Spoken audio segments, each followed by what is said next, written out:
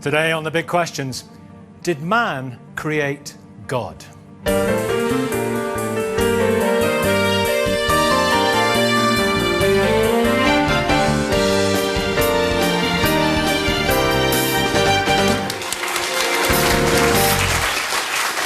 morning, good to see you. I'm Nicky, Campbell. Welcome to The Big Questions. Today we're back at Wychwood School in Oxford to debate one very big question.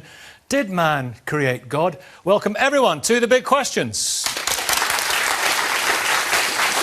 Now, the dawning of religious belief is suggested by the graves of Neanderthals and other early hominids who lived between 225,000 and 100,000 years ago. By around 10,000 BC, organised religions emerged within the first Neolithic cities, states and kingdoms like Göbekli Tepe in what is now Turkey, the oldest human-made place of worship yet discovered. And the first wooden posts were erected at the site of Stonehenge 2,000 years later. Hinduism, the world's oldest living religion, began to emerge in the Indus Valley around 5,000 years ago. Religious beliefs and practices are probably as old as mankind. But which came first, man or gods? Did man create God? Well, to debate that, we've gathered together a distinguished array of theologians, philosophers, psychologists, writers, people from various faiths and of none. And you can join in too on Twitter or online by logging on to bbc.co.uk/thebigquestions. Follow the link to the online discussion and lots of encouragement, contributions from our extremely erudite Oxford audience. Bruce Hood, Professor Bruce Hood, experimental psychologist, Bristol University. Hi, Bruce. Hi, Nicky. Right. Our species, Homo sapiens, we emerged from Homo erectus, Heidelbergensis, Agaster, about 150,000, 100,000 years ago.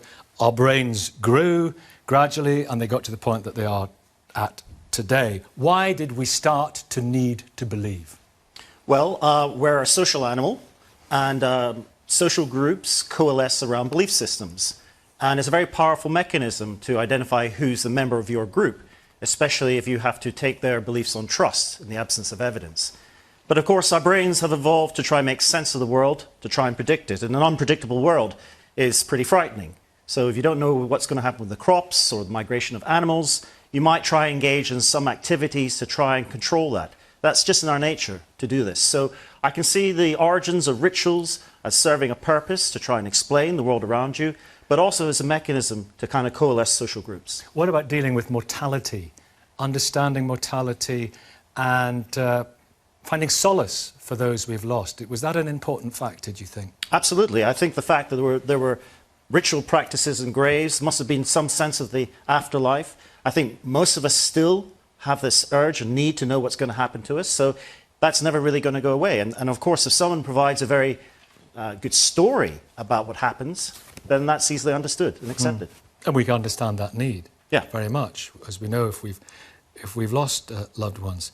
So, Professor Theresa Morgan, here's the thing. It's a long span of time, isn't it? Homo sapiens, 150,000, 100,000 years. Why did we, as a species, live until 5,000 years ago, believing in supernatural forces and animism and river sprites and gods of thunder, and it took until then to get the idea of a single creator? It's if God created man, it's a bit late in the day, isn't it? Well, we don't know very much about what people thought more than 5,000 years ago because they didn't leave written records, so they didn't describe very much about what they did. We don't really know. Actually, I wanted to answer Bruce more directly and say that what worries me about that kind of explanation is if you take an example of something else that is very important to us but a bit different from religion, something like love. A sociologist can say, well, it's all about creating stable social structures, and a psychologist can say, well, it's just it's a byproduct of evolution, or it's a way of creating bonding so that parents look after their children, all that. But actually our own experience of love, and say love that creates a long-term relationship, is that it's far more than that. And I think sort of explanations of religion that try to explain religion away never quite capture the full richness of experience of people who believe. So I would say that there's always a difference between the sort of the insider and the outsider perspective. Well, I believe in fantasy. OK, Bruce, we didn't quite get to the question, which I appreciate what you're saying. I want to come back to it, but Arif, do you want to come in here? Yeah, well, I mean, of course, there is a difference. The insider and the outsider perspective could be said by anyone who believes any kind of conspiracy theory or any of the 99,000 religions which you, presumably, and all religious people believe to be nonsense. The other thing I would say is that, of course, what Professor Hood does, two things about what Professor Hood said. I mean, one of them is that it shows that the widespreadness of religious belief is no evidence whatever for its truth, okay, because it can be explained in other ways. So there isn't the slightest reason to believe that. And the other thing I would say is that he doesn't have to show it decisively to be true for the purposes of this debate. He doesn't have to overcome all the competing scientific theories for the purposes of this debate, or any sentimentalism about love or other things. He has to show that it's more likely than people who believe in talking snakes and resurrection. Can I come back to that first point again? Can you go with me on this?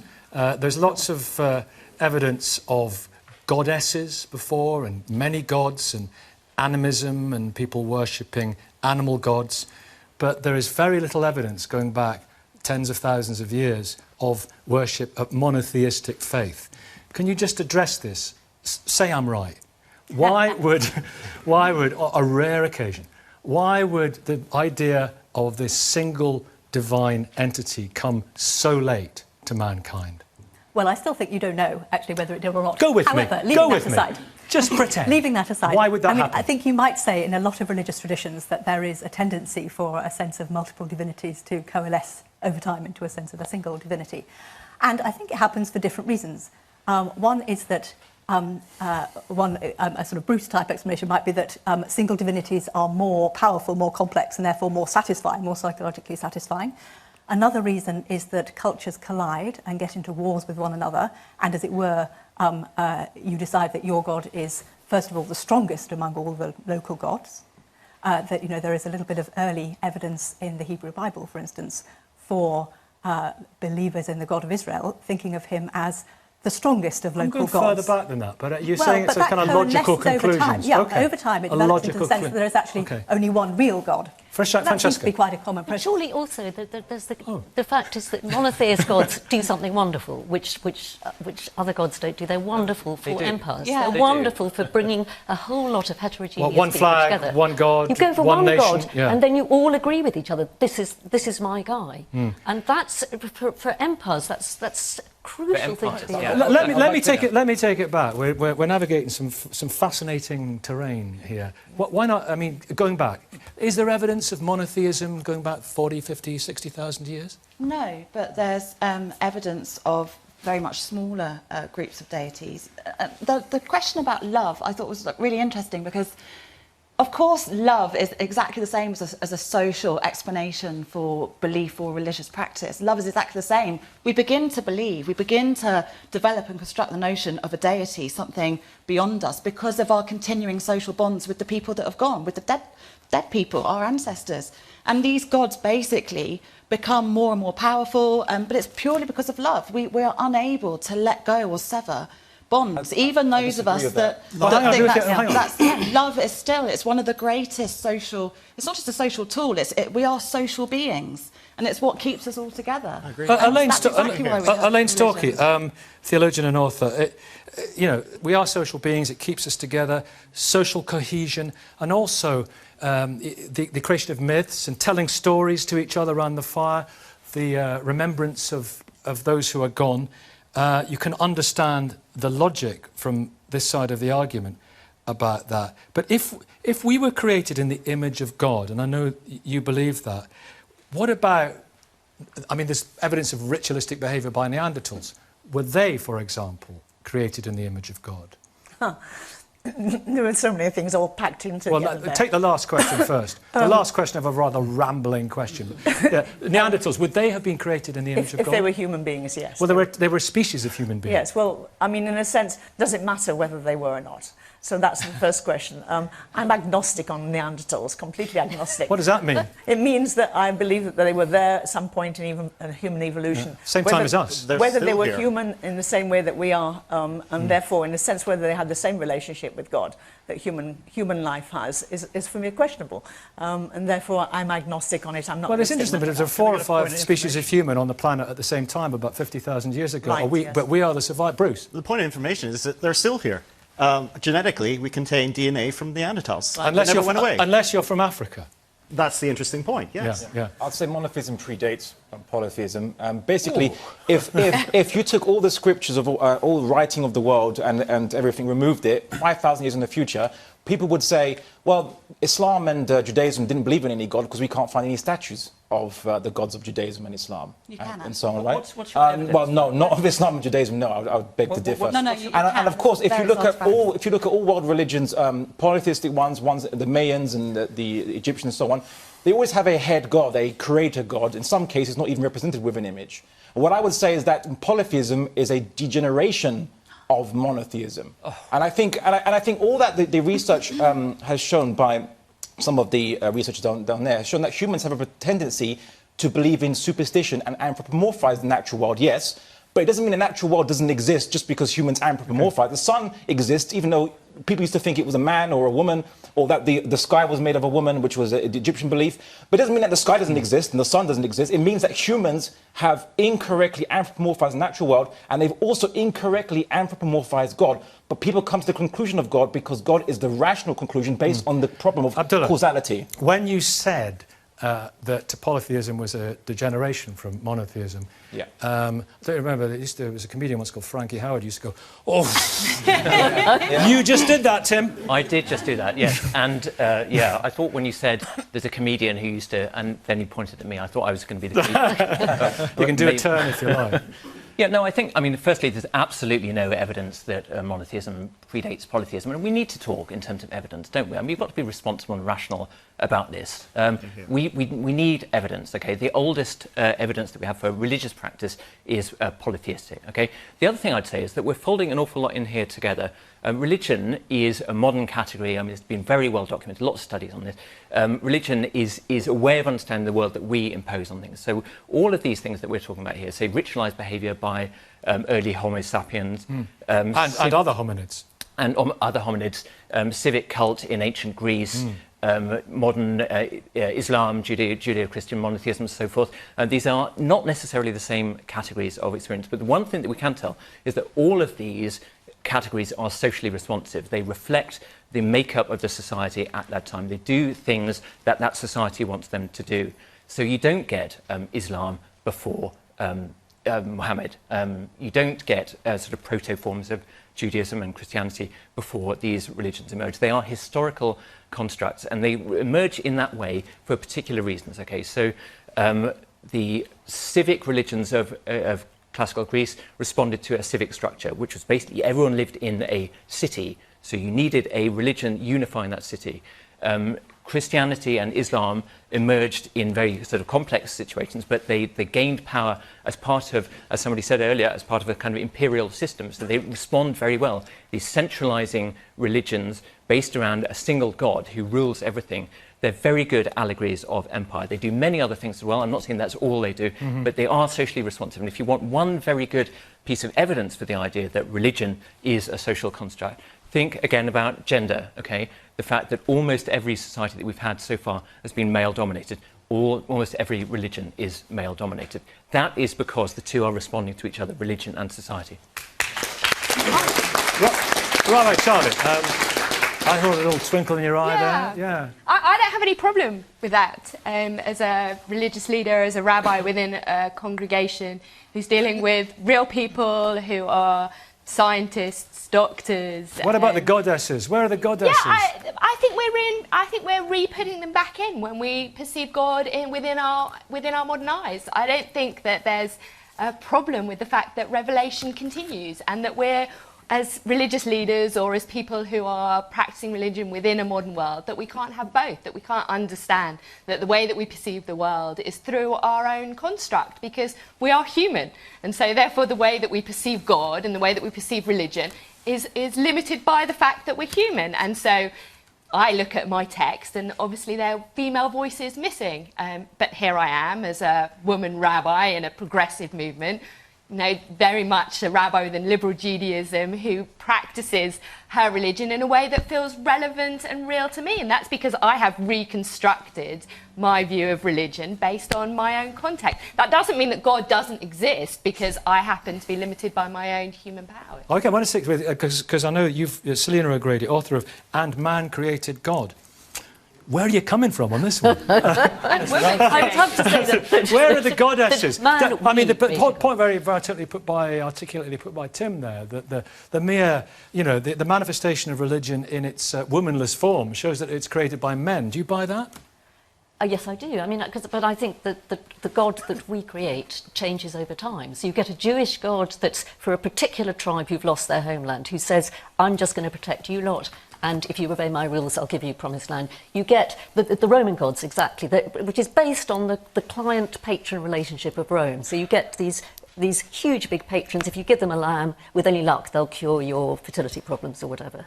But it's a client-patron relationship on which Rome is based. You get the Christian God, and I'm surprised that love comes in so early, because in a sense, the Christian God seems to be the first real loving God. These Roman gods. That's ridiculous. These Roman gods do nothing but just give or not. I think one of the Jewish God. But the Jewish God, I think, is for a specific people. And the thing about the Christian God is that this is what Paul does so cleverly, I think, in creating Christianity, is to open up that love and protection of a particular tribe to a whole group of people who are living in this sort of the first phase of globalization in the Roman Empire, where they've lost all sense of community. They're in these huge big cities. And he gives them a sense of, look, I love you all, you love each other all, in a way that the Jewish God just goes for this particular group. Can you find... OK, love. Love. All you need is love. Can you get it in previous gods and goddesses? Of course you do, and I think it's incredibly arrogant of any kind of Christian to present their own religion as somehow, or any idea of Christianity as being somehow more elevated, something innovative. No, I'm not saying it's more innovative. It just does it. It doesn't do it better. Francesca, what are you, a biblical scholar or something? Exactly. Oh, you are? Right, OK. So. Look, I'm not saying it doesn't better. I'm simply Jewish saying God was completely offensive. It's alien. Completely offensive. And I'm amazed that it's such an outdated idea. Of course, the Jewish God, the God of the Hebrew Bible, is a loving God. Listen, it's not about particularity, and to suggest that Christianity somehow opens up this massive deity to the rest of the world is incredibly outdated and offensive. I'm sorry. You're all speaking at once, but I want to hear... Wait. I want to hear... We're having a civilised Sunday morning discussion about God, all right? Listen, what about goddesses, then? Can I please just answer this? OK. That I'm just saying this is how these gods arrive. They arrive to fulfil particular purposes. The Jewish God arrived to fulfil a particular purpose for a particular set of people. But can we just be clear? One thing, which is that it is a distortion to say that either the God of the Old Testament or the God of the New Testament is probably called loving. Yeah. I can't think of a more dull and spiteful character than the Jehovah in the Old Testament. And anyone who looks at the history of, for instance, the Catholic Church would never have... OK, everybody, OK, I want to talk about goddesses. I want to talk about goddesses. It's not a sentence I've said a lot in my life, but I do right now. I know you say it all the time. Where are the goddesses? Why did the goddesses or goddess get squeezed out of the religious equation? Partly because the goddesses were massively powerful and they played a really important role with the male deities, but also because gender in the ancient world, including the ancient world from which the Hebrew Bible emerged, the world from which the New Testament text emerged, their notion of gender was very, very different from ours. The deities had a very fluid sense of gender. There wasn't just one male and one female gender. It was a very, very transgender fluid. deities. Exactly, and they were very... And so different deities could perform different roles. The goddesses become erased, sometimes literally in terms of their statues and their cult objects, but sometimes literally as well from the text. They're erased because of this prioritisation of a particular deity at a particular political point in a particular time in history, as Tim was saying. It's all about politics. That's why you get hierarchies. When a human society becomes more hierarchical, even a very small group, it's basically earning the money. You've got one temple, one deity, all the money from that is going to come to that temple. Whoever's in charge of the temple is going to have more political power. It's a centralisation. And that's where the idea of the prioritisation of one deity comes from. So the goddesses never disappear. People continue to worship the goddesses. I mean, in one way, she's reinvented, if you like, in the figure of Mary, the Queen of Heaven, within Christianity. Oh, dear. Listen, I heard out the corner of my ear. ISIS. Oh, dear. Elaine, Storkey. I'm sorry, this has been around 30 years. It's a tired, wearying concept that somehow Mary is a reincarnation of a goddess. The Queen of Heaven, her title is a please let me title. Let me finish. I think what we're hearing here, and I'm interested in the debate, it's a good debate because we're looking at the social constructions of religion, the social constructions of deities and so on. And in that sense, of course, human beings have been creating gods since time immemorial, and they have been worshipping them, bowing down to them. They've made them of marble, stone, wood. Or trees. Trees, suns, moons, and so on. Everything, male and female, all kinds of genitalia going on within the Godhead, and spurious relationships, you know, really weirdo things going on between Roman sexual gods. One person's weirdo thing is another person, you know. Leaving all that aside, Nicky, if we're not interested in your ramifications here. Yeah. I mean, so nobody's disputing this. I mean, this, you know, any scholar, any half-baked scholar can go to any book anywhere and find this out. So why we're giving... Let me finish. Let Elaine finish, please. Please let Elaine finish. Why are we giving this an enormous intellectual status as though somehow this solves the problem of religion right through the earth and explains who God is? They're not half-baked scholars. They're the Great British Bake Off, full-on, wonderful caked scholars. I'm saying any half-baked scholar could find this information. But the point is, what we're looking at here are epistemological questions. Questions about how we know, how we do our research, what kind of research do we do, and what methodology we do use. Well, actually, the questions about God are ontological questions, about the whole nature of being. What is it to have a divine being, and what does that divine being look like? And that divine being is not something we can create. As little Olivia, 12-year-old, said to her mother the other day, we just don't have the intelligence to create a creator. We're only mortal human beings with mortal minds. On which point, there's time. Don't worry, everyone, there's time. Nice line, on which point, I think it's the perfect segue now into a representative of the oldest existing religion on earth. No, it's not you, Abdullah. It is our Hindu representative, Satish Sharma, General Secretary of the National Council of Hindu Temples, oldest existing religion. So, when Hinduism first emerged, would it have been by revelation, by intuition? I mean, you know, how? It's been difficult to sit here, but it's always good fun to see our adolescents at play. I would just share that the lens through which all of this discussion has happened so far. What about the question I just asked you? Never mind lenses. Never mind lenses. Okay, very straightforward. Yeah. We have a tradition which says that mystics are always followed by miscreants. And so far in the discussions, we haven't really touched on the notion of a mystical experience. In our earliest records, there are records which are recorded by mystics. And in terms of our time frame, we go back a little bit further than that. And we celebrated 5,154 years of the articulation of one of our core central texts, because there are astronomical references within it which help us to define time frames. So we work on a different cosmology and a different time frame. But this notion that mystics are always followed by miscreants is very, very valuable. There is an established tradition. We have thousands of books, and they're all the records of people who have engaged in some sort of a practice involving them introverting and connecting with a sense of union with every other creature on the planet and on the planet itself. And they've tried to articulate that, but when you articulate a personal experience to people who haven't had that experience, their chattering minds get involved. And so that's where the miscreants come.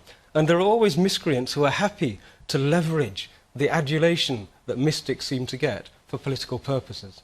So we have a precision that we would apply, and that is, you use the term religion. We would say that when you say religion, you're actually discussing theocracies. Our perspective is that theocracies are merely dictatorships with an invisible, immortal dictator who cannot be deposed. And they're the ideal tool for anybody wanting to exert political power. So we would separate... We've had a bit of that so far. Absolutely. Yeah, and it's actually very relevant because at this time we have two theocracies from our perspective battling for primacy of power on the earth and indeed in this country. It's wonderful here. We have a tradition of democracy which is battling with theocracy as well. And the House of Commons was established as a challenge to the Church of England. And autocracy, throw that one in too. Absolutely. But the notion of the mystical experience has primacy with us. Once a person's had a mystical experience, then you recognise that actually that mystical experience represents itself in a gender-free environment. Our tradition, 5,000 years, we would say a lot more than 5,000 years, we have never had a theocracy in India. And that's because of the multiplicity, the pure democracy of how you wish to engage like the caste with system. Divinity. Well, caste is a Portuguese word, and like all words have concepts behind them. There is no word in the Indian Sanskrit or indeed the Hindu vocabulary for caste. I would share with you that caste is something that was exported to India, and it has no place in the Indian scriptures. Still got it, though. Nor indeed practice. In a minute, Cole. Arif. Thanks. Yeah, I think Satish actually put his finger on an important distinction. He did. There is a difference between the sort of votive side of religion and the mystery side of religion, the side which involves social interactions and the side which involves a kind of inner experience. And it's true that a lot of these explanations we've been discussing are to do with religion as a social phenomenon, but there is something else as well, which is the mystical experience. But of course, that's not to say that that has got no explanation. There's a variety of competing psychological explanations for that, to do with behaviour of the temporal lobes and various other sorts of theories. Many of them, certainly one of them is true, and many of them have a great deal more plausibility than the idea that any religious claim is true. So I think the conclusion would be that religion obviously has a variety of explanations because it covers a variety of phenomena. And I wouldn't dream. Okay, I want to just move it on slightly, but Selina, you have been trying to jump back in. We're going to even Cole in a second. Two things. And I'm telling you, let me announce. Maybe make an announcement. We're going to talk about the relationship between religions and God and no God in just a second. So you've led us very nicely into it, Satish. Organised religion. We've been doing this a long time. You've been very desperate to say something. I want to say two things. One is that Isis was a goddess, and she did incredibly well. She really was a kind of... It felt like a sort of world-beater religion that was going to do far better than this little Christian Jesus cult. What happened? She didn't do it as well as Jesus and Christianity did under Paul, which is she started addressing these questions of a personal relationship with her devotee, of promising some kind of afterlife. It wasn't quite clear whether it was going to be just longer life or afterlife, of giving you a sense of community, of doing all these things. But that little Jewish cult under Paul did all this much, much better and gave you, which I think Teresa kind of didn't say in your why we need God and why God is there, which is a sense of oughts. That's what religions do so well, which is actually give you a sense of values and how you should lead. Was she not apocalyptic? Was she? No, she's very much the other ISIS. Well, Christ was an apocalypticist, wasn't he? Absolutely. He was. Yeah. Well, there's lots of evidence that Christ was an in the sense that he apocalypticist. was a Messiah and that the end of the world would come. In your time, he said to his disciples. In your time, yes, and he got that wrong. He got well. Cole Morton, haven't heard from Cole yet. Now you're a very, very intelligent man and a marvellous writer. Yes. You're not a great fan of religions. You're not a great fan of religions, but you're a big fan of God. I know that. If that's fair to say. If there is no God, can you understand the logic of the development of religion in our minds? Absolutely, I can. I'm not a theologian or a scientist. I'm just a storyteller. And I know that when you start to tell a story, one of the things that happens next is that people begin to take control of the story. They say, this is my story, and maybe it forms their community, maybe it forms their identity, maybe they go to war on the basis of it. And what we've seen in religion is we've seen that, one of the reasons why we talked about the goddess, one of the reasons why the goddess is very popular in contemporary culture, why neo-paganism is embracing the goddess in a big way, is because we've had many, many years of patriarchal, oppressive religions. So that is bubbling up, and we're seeing that. But we're now also in a place where one of the stories that people are telling is, we actually have grown up, we understand the world better, we can do all of this on the basis of rationality and science. And therefore, as you said earlier, all of these stories from all of these places have now got to be judged on the basis of science. Well, that's another perspective, it's another act of faith. And when I think of the... It's not an act of faith, Cole. There could be better evidence. Okay. I mean, if you're telling me that you think that science ultimately contains all of the answers... Science works. Well, I'm not talking about working. Science is tentative. That's the beauty of science. Yeah, but indeed it is when it's done properly. But what I'm talking about is we can describe... continued, it's tested, and it's revived. We can describe what is happening in front of us in all of these different ways, but that doesn't take away the sense of mystery. The sense of there is something else. And it may be that all of these competing stories have an element of truth in their own way, but what they're not doing is revealing to us. Aren't you in the danger of falling into the notorious God of the gaps here? That once upon a time they were saying, the thing is, there's always going to be a mystery. We're never going to understand what thunder is. Then they understand it, and the gap moves elsewhere. You're in this subatomic world. We're never going to understand the subatomic embrace world. it. That's where God is. And then, when we understand the subatomic world, you've got a problem. Yeah, well, we're 96% of matter. We don't know what it is at the moment. You know, I mean, but when we do, when you go subatomic, the mystery widens. When you go cosmic, the mystery widens. I want to just say the gaps are moving. I want to tell you something from the Indus Valley. Okay, this is my favourite story about this. There's six blind men. They're blindfolded in a room, and they're holding on to this creature, and they're saying, "What is this creature?" And one of them saying, "Well, it's a rope. It feels like a rope." Another one's saying it feels like a sail. Another one's saying it feels like a great big tree trunk. They're all grasping onto different aspects of an elephant. The elephant is still there, even while they're arguing about what the elephant is really like. And the message is be careful what you grasp, especially if it's elephant. Absolutely. Arif, do you want to come back in here? Science. Yeah, I mean, one thing that I would say about then the we'll move on to religion. is that, of course, there have been, as you said, Nicky, thousands of gaps, as in things we couldn't explain at the time. Every single one of them that has been explained by science hasn't been explained by religion. So we've got about as good evidence as you could possibly have. That no gap concerning our understanding can be filled by these religious beliefs. On the point about mystery, I mean, I agree that in a sense, one needn't be a materialist or something.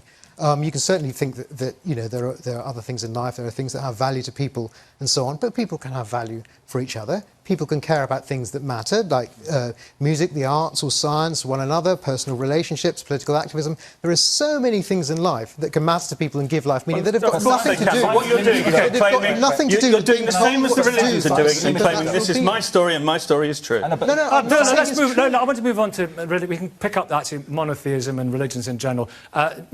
Islam, the new kid on the block, Abdullah, came along very, very recently. And you've got... Well, been there for a couple of years. Yeah, well, no, you've been coming on this show for about 3 years. But Islam itself came along, what, 7th century, was it? Something like that. Muhammad one, but in the 670s, something like that. And so, basically, we've got this religion, monotheism.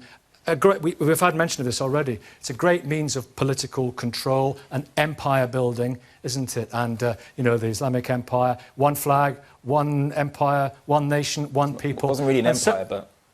Well, it turned into an empire after that. But you can understand the logic, can't you? Taking it away from your religious belief, you can understand the logic and the politically efficacious nature of monotheism. Not really. People can believe in the same God and be divided. It doesn't make any difference. But it's better than polytheism, lots of different gods. But the point I've been trying to highlight is, firstly, science itself is limited to the natural world. Yep. And we don't put religion into the natural world in terms of, well, at least Muslims and Jews and others don't put religion into the natural world, saying this is miraculous here and here and here. Science is limited to the goldfish bowl of this universe, an opaque goldfish bowl. And if there's these two atheist goldfish inside this goldfish bowl, would think there's nothing outside their goldfish bowl. But rationally, you can deduce there must be something outside it. And this is where rationality and pure atheist empiricism clash. I want to talk less about that than the development of religion. Social control. Well, see, the thing is this. Military control. Well, the thing is this. We approach this history with an anachronistic, secular kind of perspective. In the Indian culture, for example, Dharma was, I suppose, what they would call their entire culture. Dharma meaning law. And, of course, the Torah, the word means law as well. Religion, culture, law were all one and the same thing. Secularism is a very modern construct. People didn't divide religion here. Every country, in a way, or every civilization was, quote-unquote, a theocracy in that sense, because everyone's politics was driven by their morals, which was driven by their belief in afterlife, in gods, in the cosmology, and so on. And the modern day... And a desire for land and the modern day religion that controls people is nationalism, I would say. Yeah. Because we get the current ruling party telling us that we will have to follow, for example, British values to unite this country. Debate. Well, exactly, but that's also you could argue that also means. Let me try it again, Theresa Morgan. In terms of social control, Theresa, for rulers, for chiefs, for kings, for tribal chiefs, whatever, religion is handy, isn't it? Oh, no question. Religion is very handy, but anybody can use more or less anything to exert social control. I mean, democracy is a value which autocrats can subvert for their own use. Autocrats can subvert doesn't anything for their own invalidate use. the That's fine. premise. Doesn't invalidate it. I mean, so in a sense, that's neither here or there. I think in a way you are underestimating the extent to which religions are also countercultural and demand things of their adherents that are unexpected and often, on the face of it, unhelpful. I mean, I certainly feel that in trying seriously to follow my own faith tradition in my daily job, I am constantly shooting myself in the foot and doing things that actually will not serve me well. But politically Jesus and Christ socially. himself was extremely bothersome, wasn't he? And Quite. and Didn't do him a bit of good. Yeah. Right. I mean, so, and that's true. I mean, that's even true of traditions like Greek and Roman religions, I think. Tim may disagree with me, but which it is easy for us to think about in rather socially reductionist terms as reflecting and serving social and political systems, because there are no longer living believers in those systems to kind of give a different view. But if you think, for instance, about a concept like justice, dikaiosynao, dikai, in the Greek world, it has several different ranges of meaning. Justice can mean what is socially normative, whatever the mass of people think is okay. It can mean what the law says is okay, which may not be the same as current public opinion or what the current leaders of the city want. Or it can mean what the gods think is justice. And Greeks often struggled a lot with their sense of what the gods thought justice was, which didn't always fit with their sense of justice at all, either because it was more demanding or because it looked actually cruel or random. You know, both. You know, people protest against the justice of the gods, both that it's cruel, that it doesn't fit what we would hope for, but also that it's too high a standard for us to kind of aspire to. So in all sorts of ways, even Greek and Roman religion... When God knows best comes. So all sorts of religions, and it's true all the way through the Hebrew Bible, it's true in Christian traditions, certainly, the traditions that I know a bit more about, that they can be intensely demanding from a perspective wholly outside society's norms, actually. And Tim, you were mentioning I just in dispatches... actually agree with an awful lot of that. I mean, I do think that the issue is not whether religion can only be used by dominant forces in society. I mean, religion, if you believe that religion is a social construct, which I do, then clearly it follows that societies are much more than just their dominant forces. So, I mean, we see it in the modern world. We see, you know, whether it's talking about liberation theology, Salafism or anything like this, you know, there are ways of being countercultural through the religious idiom. But that doesn't necessarily mean that religion... So the question really is what is driving what, isn't it? And I think that's and I'm kind of quite open-minded about this, actually, but the question is whether religion is something that we can identify as distinct from society, that somehow stands behind it and pushes it forward, which seems to me more of a kind of a believer's point of view, or whether, as I would see it, religion is actually part of the idiom of a given society and is a flexible medium that can be used by different people for different purposes because, hey, yes, societies are complex. Rupert, we haven't heard from you yet. Hello. Hello, welcome. Isn't as we're on religion, isn't the inevitable consequence of monotheism an in-group and an out-group? A them and an us. We know the truth and they don't. No, absolutely not. I mean, one of the questionable statements made so far today is if I think my religion is right, then the other 99,000 are wrong. I think on the contrary, it's a consequence of believing in that we're all made in the image of God that makes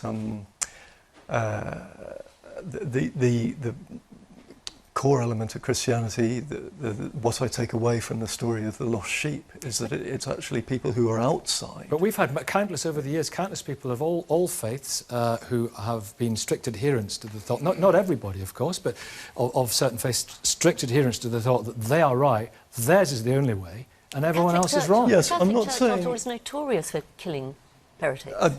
Absolutely. I'm not saying that the message hasn't been corrupted. I'm going to a slightly higher authority in what I believe about God. It's always very hard to defend religion by pretending that what you want its message to be has actually been corrupted by the way it's played out in history. It's very hard to think... No, it's true. No, it's not. Very it's hard disingenuous, to think and I'll tell you why. Any statement that's more historically verified. It's disingenuous to take the authority, to take the institution of religion and judge a set of beliefs on the basis of what some people have done in that institution is disingenuous. What Rupert is talking about is what his particular religion calls us to, which is a higher kind of love. And actually, that's the two things are completely A higher different. kind of love than what? Well, Rupert can answer that. It's the priority of the outsider, I think. The idea that, I mean, the church is sometimes said to be the one organisation that exists for the sake of its non-members. And when Jesus' teaching is being taken seriously, I mean, that's the big question. I wouldn't deny. Good heavens, it's because I'm a Christian that I've got fairly robust views on the dysfunctionality of the church. Yeah. But when the gospel is taken seriously, then the message, surely no one would deny that at the core of Jesus' message, whether one accepts it or not, is one of radical self-giving love. Okay. Then it's not about them and us. Audience, let's have some thoughts from the audience. Gentleman there, hello, yeah, on you go. So, essentially... Quick points, please. Okay, Yeah. so it seems to me that the question, did man create God? What the Honourable Rabbi said earlier is very important. Ultimately, any conception of God that we have is going to be through our hearts and minds, through 2 ears, 1 nose, 2 eyes, 1 brain. And so, of course, it's going to be... in the case of some of 2 these brains, people, of course, yeah, maybe 2 brains in the front row. But it seems that, so obviously it's going to be anthropomorphised. So the question then becomes, does God exist? Which is, of course, an impossible question. And I think, although this question is important, maybe... one which might be more worthwhile asking is how does God, or whatever we mean by God, realise himself in our hearts and minds? And it's too late. We're 40 minutes in. but yes, I mean, but this is interesting about social constructs and so forth. Lady there in the red top, just a quick point from you. Go on. Just going off the point he just made, does God exist? I don't believe it's an impossible question to answer. It's just that it's whether or not people want to believe that God exists or not, and I believe that the evidence of God is all around us if only we were to open up our eyes and accept that. Bruce Hood, what does the concept of a divine judge, if you've been good, if you've been bad, tell us about, in your view, the societies from which it comes? We've heard a lot about love, haven't we? But I have to point out that a lot of religion is fear, and that works in that way, and that's a way in which you can improvise, or you can put into place social control by not breaking the moral code. So a lot of religions are based on fear of death, fear of infertility, fear of poverty, and fear of retribution. So one of the ideas... The fires of hell. Fires of hell. I mean, if you just have to look through the history, it's quite clear, not only are they attacking other religions, but within their own, they're using that to control people. So I think that's something... It's not about control, it's about accountability, right? Right, it's still... You don't want like Hitler getting off scot-free in the afterlife, right? You want him to be punished, or at least there should be some accountability. It might be a better religion it's not if you about did control. want Hitler getting off scot-free in the afterlife. If you believed in a God of forgiveness, actually, that might be better. As the Okay, well, we're still over here, because it's interesting. That was an interesting little diversion there, but this whole idea of hell and of punishment. Carry on, Bruce. Yeah, so there's research showing that children will spontaneously think or behave themselves if they think there's a ghost in the room, or they think that they're being observed by some supernatural agent. And one of the ideas is that we then kind of transpose that father figure or that authority figure to become a divine God, so that becomes a moral compass for how we behave. Yeah, there's an ancient Greek who said exactly that in 5th century BC. He said that there was a wise lawgiver who gave us laws, and then we carried on being naughty in practice, in private, and then that wise lawgiver also invented religion so that we would be policed in private as well. It's exactly the same idea. Speculation. In the Bible as well. Speculation, says Abdullah. Elaine, I want to hear from statisticians a second, but Elaine, I feel I want to hear from you on this. I want to hear your wisdom and your thoughts on this idea of divine judgment. To the casual observer, it looks like a human construct. Yes, and in many ways, the way in which we go about fabricating judgment and pronouncing judgment on one another is very human. And it's about blame, it's about vindicating one's self-righteousness. And we have all kinds of mechanisms for handling this in society after society, where people will not put their hands up and say, yeah, I was wrong, I made a mess, I screwed this up, I'm the guilty one, please forgive me. The point about religion is the punishment.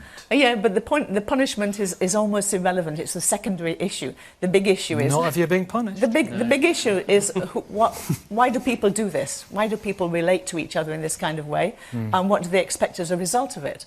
And Arif earlier on said that science has explained so many things and religion explains none of these things that science has explained. This is not what religion is about. Religion, and I would include many scientific religions in this. What's scientific religion? Secular religions, which are scientistic. In other words, they have faith in science as producing all the answers, all the understanding and so on. It's not faith. But let me finish. Well, hang on. That's a very vital point to get a quick response on before we proceed. Arif? It's not, yeah, just on that particular point, it's a common trope amongst theists, and it's a completely false to say that science is some kind of faith. There is no better evidence for anything than there is for any of the many scientific theories I could mention, like quantum theory. Are you saying quantum theory is a faith? Are you saying relativity is a faith? No, you're not listening. Are you saying the germ theory is a faith? You are not listening. What is the thing that you're calling a faith? You're not listening. They're always divided. A bunch of scientists always want to disagree with each other, always want to disprove each other, and that's the dynamic of science, which is absolutely... Let me get back to punishment. There is no... Let me say where I am, because I need to finish this now. OK. Because scientism is a faith in science. It's a faith that actually science ultimately will have all the answers to all the questions that we can have. Whereas often science simply does not have even all the questions. So it's got more answers than it did have, so it's moving, it's moving like that. The gap's getting smaller and smaller. It's fantastic that we actually... There are scientists who are Can I just finish what I'm trying to say? Of course there are. So basically what's going on with all of these kind of positions, whether they're religious positions, whether they're secular positions, whether they're political positions and so on, is that they're offering people worldviews. And worldviews are those things that are actually underneath all of our social ramifications and our societal developments. So worldviews are answering fundamental questions like, who or what is God? Who am I? What is it to be a human being? But they would say the non-overlapping magisterium, they're separate. You've got to say, I mean, what is reality? Cole's right. We're going to go to Satish. I mean, some of the great scientists are theists. Some of the great evolutionary biologists, Ken Miller, Francisco Ayala, are theists. Can I make a point about that? Which makes the point that they are separate magisteria. Satish, I want to hear from Satish. And I'll tell you why. I'll tell you why I want to hear from Satish. Because if we're talking about divine punishment or retribution or reward, you are on a constant, as we all are, as you believe, a constant cycle of reincarnation until we reach a stage where we are free from birth and free from death. And that's a kind of, quite an optimistic view, ultimately, because we're all heading in the right direction, despite the fact that we may have some diversions along the way. Well, would that be an accurate way of putting it? Yeah, it's not too bad. Starting from the premise that both cannot be proven, that either we're doomed and we have to be redeemed, or that we're actually on a positive journey, assuming for a moment that neither can be proven, the more positive one would seem to be more reasonable to adopt. But turning to whether it can be proven, pure scientific method, replicable, something that anybody can do, requires, if you want to establish, did the mystic establish a connection with some divine entity, you follow and replicate his experiment. You don't talk about it. You actually go, be still and know that I am divinity. And so unless you have actually done that, then it's all noise. It's just mental cogitations and... What's one of these mystical events like? What is it like to experience? Have some of us experienced it before when we've been listening to, I don't know, Elgar's cello concerto or Sergeant Pepper's Lonely Hearts Club? Have we experienced it? Have we gone in a kind of state that what are you talking about? In fact, I would suggest that it's the natural default for all of us. We are all created to experience something within us which, when it's removed, this body falls apart and decays and decomposes. Have some of us experienced it without realising that it's a mystical thing? I mean, what is it? I would suggest that there are... The chattering of the mind, once that ceases, then you start to have an opening inside. And that opening is the first of the journeys. But there's something Francesca said, which I wanted to touch on, which is to do with gender and to do with creating gods. Then she can answer you. Carry on. Misogynists create misogynist gods. Yeah. Right? You can identify the nature of the person who has created that god, and indeed that then reeks of a theocracy in its birth. Where there is divinity, there has to be no violence. It can't be intellectually violent, it can't be emotionally violent, and it can't be physically violent. If there is any violence present, there is no divinity present there. So there's no divinity in any of the major religions in that case? I started... Francesca, answer Satish. He directed something towards you, Francesca. I think it's a real shame that, and we find this, I mean, there's a lot about Hinduism that I particularly like, actually, as opposed to a lot of other religions. But I think it's a real shame that in all of the people representing different religions here, they're so down on humanity and what it is to be a person. Why do you want to get rid of the human body? Bodies are amazing. What's wrong with material world? No, we haven't. What's wrong with Nobody said that. experiencing? You're putting words into our For as mouths. many lifetimes as you wish. But that's the But a thing. time But what will is come. it? But religion seems to want to be able to offer some kind of an escape from the world that we have now. The world that we live in. That's paradigm. Rabbi Charley, hang on. Judaism is so much about this world. It's not about It is, yes. doing things because right now, because of the reward in the next world. It's very much, and I think a lot of Jews would talk about their relationship with God as in their relationship with other human beings. It's not about the future. It's about right now and because of that, the body is very much part of the soul. One of the first blessings that Jews would say when they get up in the morning is one to thank that the body still works. Tell me about it. Yeah, well, absolutely, it's a great thing to be thankful for. And it's not about separating the soul from the body, but actually the reality is in that relationship that actually we find God. How much of your day, Abdullah, do you spend? Because some people say that Islam is very much thinking about what will happen in the afterlife, and it's kind of quite afterlife-centric a lot of the time. How often do you think about the afterlife? Well, you know what? I mean, if you have to look at human existence, if we believe that human existence there's more than just this life, we shouldn't neglect our portion of our worldly portion, as the Quran says. We do not neglect your worldly portion, but at the same time, also work towards something greater. People, even atheists, would work towards a future for their kids they will never see, which is beyond their lifetime. So they're working for something outside their lifetime. Yes. But the point I really wanted to raise today is, man didn't really create God. God created man, and man created idols. And we shouldn't throw God out with the idols. Okay? Because they're different things. And atheists do not have a monopoly on scientists. For the vast majority of human history, I said that, Arif. Scientists have been theists. I said that, Arif. Well, I know. Yeah, I know. A lot of evolutionary biologists, as I said, but there is no scientists. clash between God and thank you very much. Non-overlapping magisterium, just like you two. Arif. Yeah. I mean, I think one thing about Islam is that actually, in many ways, Islam is very focused on life in this world in a way that Christianity isn't. So, for instance, Islam places constraints on a great deal of people's everyday behaviour that Christianity doesn't. It constrains your financial transactions, it constrains your personal hygiene, it constrains the way you dress, it constrains a vast amount of personal life. So in many ways, it's totalitarian.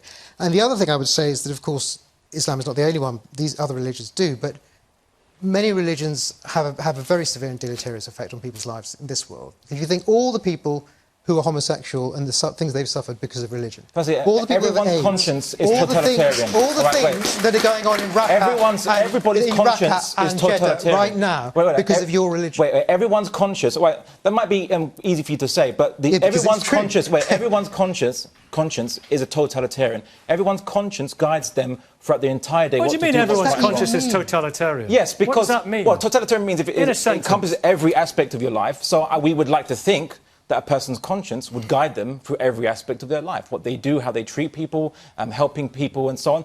Everyone's conscience is totalitarian. You're just saying the word, this is totalitarian. Do unto others as you would have them do unto you. A person who does not have a totalitarian conscience is a hypocrite who acts on pragmatic principles which are selfish. My conscience doesn't tell me and not based on higher principles. My conscience doesn't tell me I should prostrate myself in a certain direction 5 times a day. Well, that's because we disagree. Elaine, Storkey, let's get on to the basic point. And I know you'll go off on a flight of fantastic, erudite, philosophical, theological rhetoric, as you do, and that's why we have you on here. We cherish your presence. Let me answer this question. I had Brian Cox talking the other day about the cosmos and about the universe. Yes. And it's just overwhelmingly awesome and it's mind-bogglingly wonderful. And he said there are billions of planets where it is quite possible that there will be life out there. Say that there were to be a planet there with intelligent life, and there is every possibility that that is the case somewhere. We will never know about it. Would they have the same God that we do? Of course. Because if God is creator of the entire universe, they'd be monotheists, would they? Monotheism that's just a word. Okay. But it would be the same God. The God who created the whole of entirety. He or she would have transmitted the divinity, God consciousness to them. The understanding of God is that God is actually the eternal creator, the one who put everything into place. The Big Bang, within seconds of the Big Bang, all of the the structures and the fabrics of the possibility of creation were already there, and we've been working on those structures ever since. And so the concept of God as creator and then God as incarnator. I mean, the whole creating point a world that created itself. Yes, well. that carries on working with God, creating itself, but then God becoming part of the world. And this is why Francesca is so utterly wrong about the fact that Christianity doesn't care about the body. Of course it does. Christ became a body. He was a body. He lived along other people. He suffered as a body. All right, Francesca, Francesca's got to answer that question. Wait, let's get a clear answer. Go on. In order to push through mortality, in order to deny human experience. Not at all. This is a God who became a human who supposedly didn't have sex, didn't have much to do with women, told people to reject their family. Told people to reject their Elaine, I'll be back with you. I'll be back with you. I'm talking about the biblical portrayal. Obviously, I don't believe this. He told people to reject their family and to give up on their sense of tradition. This is not a God who cherishes what it is to be a human by becoming materially embodied. This is about a God that puts it on like a dressing gown and then takes it off again. It's absolutely ridiculous to think that poor, crumpled corpse on a cross is somehow a celebration of what it is to be human. Well, then I think I do have a right to reply. You do have a right to reply, of course you do. First of all, Jesus was very, very fully human in the sense that he was there to demonstrate love. He was there to actually call human beings to a different kind of life, a different life of love towards one another, love towards God, of actually well-being, of going the extra mile, of forgiveness, most of all of forgiveness, of not allowing somebody else, please let me finish, not allowing somebody else's damage to damage you, but to actually be able to transcend that. So the whole issue of women is such a nonsense, because the people who supported Jesus financially were women. Some of the greatest disciples were women. The women were the ones who went out and spread the message. And yet, where are these women represented in the religion? Where are these goddesses? All over the place. I'm afraid you need to read the Gospels better. And I'm going to stay with the women, right? You need to. No. She's a biblical scholar, to be fair. Well, there's scholarship and scholarship. No, Francesca. Reading the text. Hang on. Listen, this is good. I'm going to stay with this one. Francesca. There's scholarship and scholarship. Yeah, what I find really interesting about scholarship quite often is there's an awful lot of intellectual gatekeeping, and there's an awful lot of older generation scholars who like to keep younger scholars down. There's nothing wrong with my scholarship, I assure you. Okay, I think, to be fair to Francesca, where I agree with you... God bless the peacemakers, that's what I say. I have a great deal of sympathy with both of you, I would like to say. I mean, where I sympathise with you, as I don't think it is sensible to deny that there is a very world-denying and body-denying strain in Christianity, there's no question, but all the major religious traditions that we're talking about are very complex things, and they have within them both, they have things about them that we may find difficult and not like. A world-denying strain in Christianity I don't like very much. A strain in Christianity which colludes with worldly rulers I don't like very much, but that's not the whole of the tradition. One thing I find, we were talking a minute ago about science and religion, one thing I find discouraging a little bit about debates between science and religion and scientists. It's not really religion. what this is, but yeah. Well, we have been talking about it, and I think it's an important kind of framing issue in the argument, is that we think about and talk about and evaluate science on its aspirations, on the best of it, on what it hopes to achieve. We slightly tend to ignore all the ways in which science is also socially framed and socially controlling. Self-regulating, that's the point. But it's not. It's drug company regulated, it's politically regulated. But that's not science. That's not science. Bruce, go on. No, get respect. That's quite a thing to say. Bruce. That's fundamentally wrong. No, you have to sign a declaration if you have a conflict of interest if you're producing a scientific paper. Now, of course, drug companies are driving the agenda, but a good scientist will be accountable. The results will be replicable. Everything will be evidence-based. And repeatable. Listen, the last word, and it's going to be a 20-second sentence from Cole Morton. Cole Morton, as long as we're on the planet, Homo sapiens, will God be around? Yes. God created man and woman equal in his image. And it's preposterous to think that Christians exist on another planet. But if God does exist, then that God exists in that other planet. And it's the kind of God that Elaine and Arif and Francesca and my friend here are all trying to describe and to get to, or to ignore. Thank you very much. Thank you all very much indeed. That was for you, that round of applause. As ever, debates continue on until next Sunday. We're live from Uxbridge. Do join us then. From now, it's goodbye from everyone here in Oxford, and have a great Sunday. Thanks again for watching.